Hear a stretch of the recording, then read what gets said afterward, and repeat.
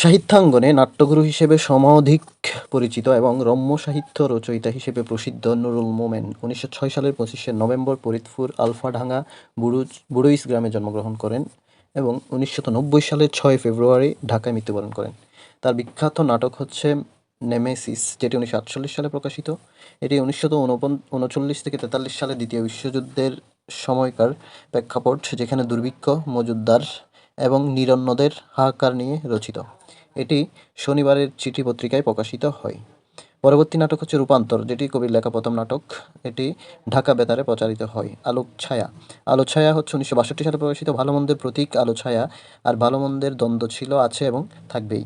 অন্যান্য নাটকের মধ্যে আছে শতকরা ৮০, আইনের অন্তরালে, যেমন ইচ্ছা তেমন, নয়া খানদান। কবির রম্য রচনার মধ্যে রয়েছে বহুরূপী, নরসুন্দর, হিং টিং ছট। কবি সম্পর্কে কিছু গুরুত্বপূর্ণ তথ্য: ১৯৭১ সালে মুক্তিযুদ্ধ বিরোধিতা করে বিবৃতি দেন।